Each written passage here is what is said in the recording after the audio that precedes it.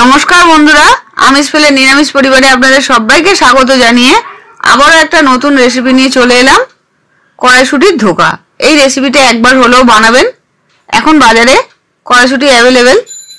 কড়াইশুঁটি দিয়ে তো অনেক রকমের রেসিপি খেয়েছেন, আশা করছি এই রেসিপিটা কোনোদিন করেননি। একবার হলেও বানাবেন, দেখবেন বারবার খেতে ইচ্ছা করবে। এর জন্য এক বাটি কড়াইশুঁটি নিয়ে নিয়েছি, দুটো কাঁচা লঙ্কা নিয়েছি, আর হাফ ইঞ্চি আদা খোসা ছাড়িয়ে টুকরো করে কেটে নিয়েছি। এটা একটা মিহি পেস্ট বানিয়ে নেব। মিহি পেস্ট বানিয়ে নিয়েছি, তারপরে এতে আমি ভালো করে কড়াই কষিয়ে নেব। সেই জন্য কড়াতে 2 চামচ সর্ষের তেল দিয়ে দিলাম। তেলটা খুব ভালোভাবে গরম হয়ে যাবে। তারপরে এতে সামান্য একটু 2 পিঞ্চের মতন হিং দিয়ে দিলাম। যেহেতু নিরামিষভাবে করেছি ওই জন্য হিং দিয়ে করলাম। এবার আমি বেটে রাখা কড়াইশুঁটিটা এর মধ্যে দিয়ে দিলাম। দিয়ে খুব ভালো করে কড়াতে মিডিয়াম আঁচে এটা ভালো করে কষিয়ে নেব। এই সময় গ্যাসের ফ্লেমটা মিডিয়ামে রাখবেন, রেখে খুব ভালো করে এটা কষিয়ে নেবেন যাতে কড়াইশুঁটির কাঁচা গন্ধ চলে যায়। এবার এতে স্বাদ মতন লবণ দিয়ে দিলাম, আর 1 টেবিল চামচ দিলাম বেসন। বেসনটা অবশ্যই দেবেন, বেসন না দিলে ডাল বাটা একটু হলেও দেবেন যাতে বাইন্ডিংটা খুব ভালো হয়। কড়াইশুঁটির মধ্যে বাইন্ডিং এর ব্যাপারটা একটু কম আছে। যদি আপনারা শুধু কড়াইশুঁটি দিয়ে করেন তাহলে ধোকাগুলো ভেঙে যাওয়ার ভয় থাকে। একটু ডাল বাটা বা যদি বেসন দেন তাহলে দেখবেন খুব ভালো কড়াইশুঁটিটা বাইন্ডিং হচ্ছে, বা পাক করার পরেও ভেঙে যাবে না। এইভাবে পাক দিয়ে যখন দেখবেন খুব ভালো কষানো হয়ে গেছে তখন সামান্য একটু চিনি দিয়ে দিলাম। চিনিটা দিয়ে আরো মিনিট 5 ভালো করে কষিয়ে শুকনো করে নেব। ভালোভাবে কষানো হয়ে গেলে কড়াইশুঁটির কাঁচা গন্ধটাও চলে যাবে, আর কড়াইশুঁটিটা খুব ভালোভাবে ভাজা হয়ে যাবে। যখন দেখবো কড়া থেকে উঠে আসছে তখন এটা আমি তুলে নেব। কড়া থেকে এবার উঠে আসছে। এবার একটা থালাতে আমি সর্ষের তেল সামান্য একটু মাখিয়ে নিলাম, নিয়ে এর মধ্যে আমি ব্যাটারটা ঢেলে দেব। ব্যাটারটা ঢেলে দিয়ে গরম অবস্থাতেই চারদিকে খুব ভালো করে ছড়িয়ে দেব। আপনারা যদি এই রেসিপিটা বানান অবশ্যই এই টিপসগুলো ফলো করবেন। গরম অবস্থাতেই এইভাবে ভালো করে চারপাশে ছড়িয়ে সমান করে দেবেন। ঠান্ডা হলে যদি করেন তখন ব্যাটারটা চারদিকে ছড়িয়ে শুকিয়ে যাবে, ধোকাগুলো ভালোভাবে কাটতে পারবেন না। গরম অবস্থাতেই এইভাবে ভালো করে চারদিকে ছড়িয়ে একটা নির্দিষ্ট শেপে করে নিলাম যাতে ধোকাগুলো খুব ভালো কাটা যায়। এটা যতক্ষণে ঠান্ডা হবে সেই সময় আমি কড়াতে 4 চামচ সর্ষের তেল দিয়ে প্রথমে আলুটা ভেজে নেব। আলুটা আমি একটা মিডিয়াম সাইজের নিয়েছি, খোসা ছাড়িয়ে ছোট ছোট টুকরো করে কেটে নিয়েছি। আলুটা একটু লবণ দিয়ে সোনালি করে ভেজে নেব যাতে ভাজতে আলুটা অনেকটা সেদ্ধ হয়ে যায়। রান্না অত বেশি সময় লাগবে না, এতে টেস্টটাও খুব ভালো হয়। আলুটা এইভাবে ভালো করে ভাজা হয়ে যাবে, ততক্ষণে ধোকাগুলো ঠান্ডা হয়ে যাবে। সেই সময় ধোকাটা আমি কেটে নেব। আলুটা ভাজা হয়ে গেছে, তুলে রেখে দিলাম। তেলটা ঝরিয়ে তুলে নিয়ে এবার ধোকাটা আমি মিডিয়াম সাইজ করে কেটে নেব।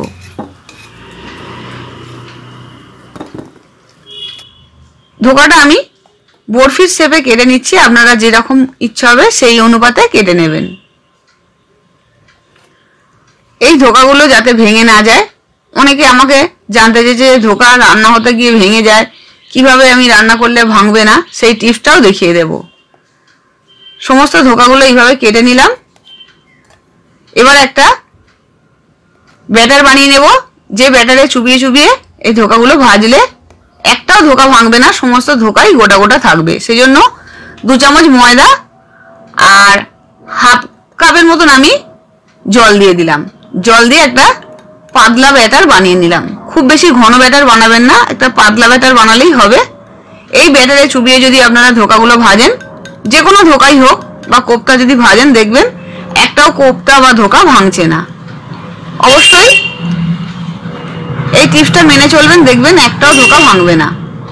ব্যাটারটা খুব ভালো করে ঘেঁটে নিয়েছি। আপনারা ময়দার পরিবর্তে কর্নফ্লাওয়ারও ব্যবহার করতে পারেন। এবার কড়াতে সর্ষের তেল দিয়ে এই ব্যাটারের মধ্যে আমি চুবিয়ে নিয়ে, ময়দার ব্যাটারটার মধ্যে চুবিয়ে নিয়ে ধোকাগুলো ভেজে নেব।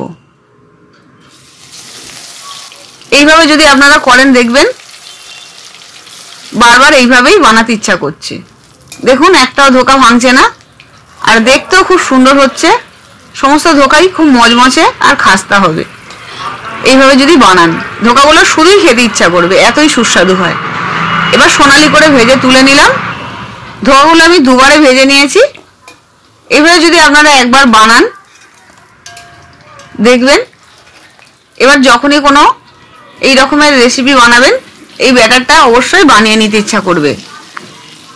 আমি অনেকেই আমাকে কমেন্ট করে জানিয়েছে, আমি অনেককেই বলেছি, কিন্তু আজকে আরো ভালো করে বলে দিলাম। আপনারা এইভাবে যদি ব্যাটারটা বানিয়ে নিয়ে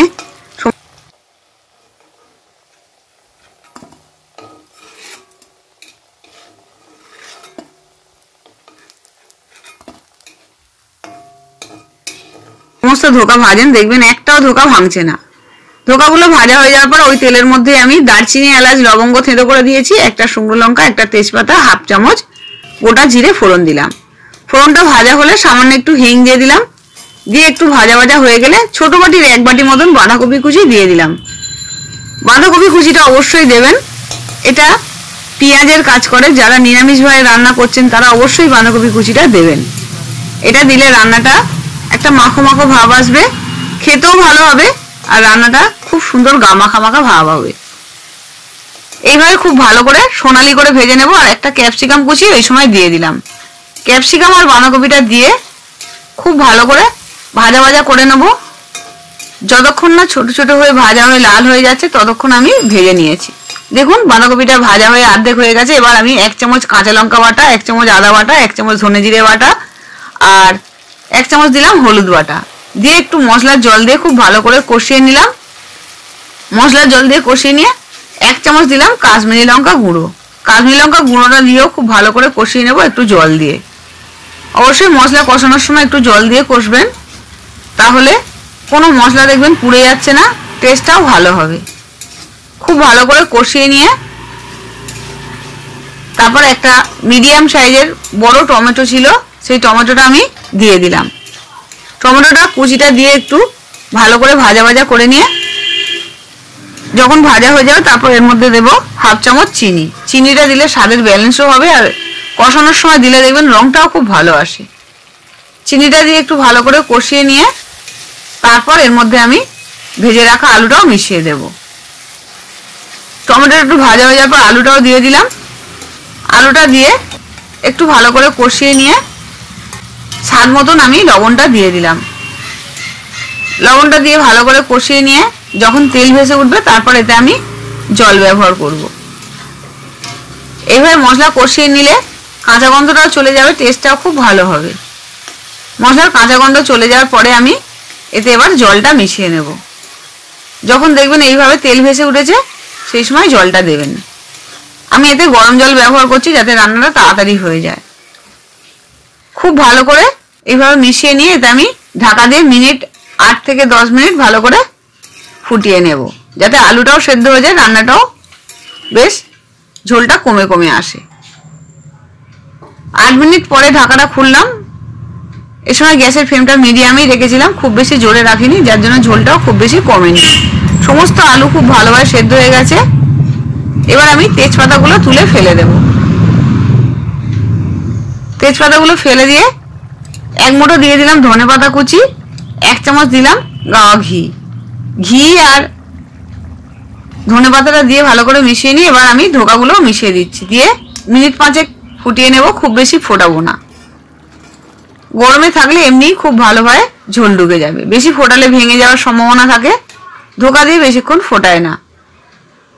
এবার গ্যাসটা অফ করে দিয়ে মিনিট 5 পরে এটা পরিবেশন করব। এই রেসিপিটা আমি গরম ভাত দিয়েই পরিবেশন করব, কিন্তু আপনারা রুটি, পরোটা, লুচি, নান সবকিছুর সঙ্গেই খেতে পারবেন। এটা আমি একটা অনুষ্ঠান বাড়িতে খেয়েছিলাম, খেয়ে খুব ভালো লেগেছিল বলে রেসিপিটা আপনাদের সঙ্গে শেয়ার করলাম। কড়াইশুঁটি ফুরিয়ে যাওয়ার আগে একবার অবশ্যই বানাবেন। আর এই ধোকাগুলো এতই সুস্বাদু আর নরম হয়, সমস্ত ধোকার মধ্যেই খুব সুন্দর ঝোলও ঢোকে আর খেতেও খুব ভালো হয়। আপনারা যদি ফ্রাইড রাইস করেন বা পোলাও করেন তার সঙ্গে এই রেসিপিটা একবার হলেও দেখবেন। আর অন্য কিছু বানাতে ইচ্ছা করছে না, শুধু এই দিয়েই খাওয়া হয়ে যাবে। দেখুন কেমন হয়েছে, সমস্ত ধোকার মধ্যে কি সুন্দর ঝোল ঢুকেছে, আর ধোকাগুলো খুবই নরম আর সুস্বাদু হয়েছে। ভালো লাগলে লাইক শেয়ার করবেন আর আমায় কমেন্ট করে জানাবেন আপনারা রেসিপিটা বানান কিনা। আবার ফিরে আসবে এরকম নতুন নতুন রেসিপি নিয়ে। সুস্থ থাকবেন, ভালো থাকবেন। নমস্কার।